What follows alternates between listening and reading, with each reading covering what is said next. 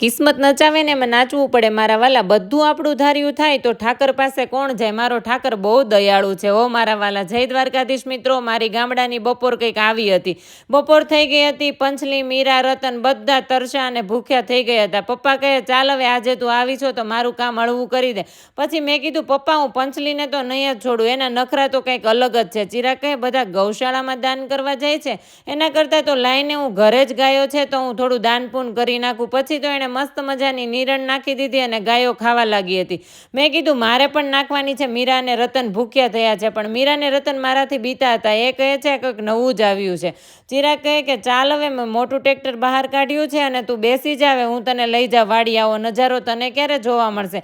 મેં કીધું કે તમે ગામડું નથી જોયું, મારે તો બધા ગામડે જ રહેતા હતા. આ નજારો માણતા માણતા અમે પહોંચી ગયા વાડીએ અને બનાવ્યો મસ્ત મજાનો ઘાટા રગડા જેવો ચા. ગાયના દૂધનો એટલો બધો ઘાટો તો ના બને, પણ કહેવાય ને ઘાટો રગડા જેવો બનાવ્યો.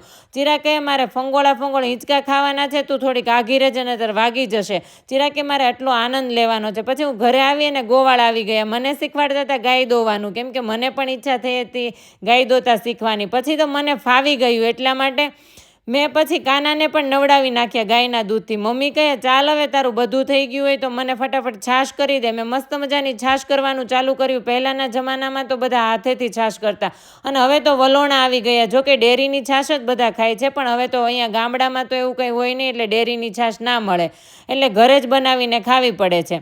પછી તો મારું માખણ પણ ઉતરી ગયું હતું. જો વિડીયો ગમ્યો હોય તો લાઈક કરજો, શેર કરજો અને કોમેન્ટ કરવાનું ભૂલતા નહીં. મળીએ નેક્સ્ટ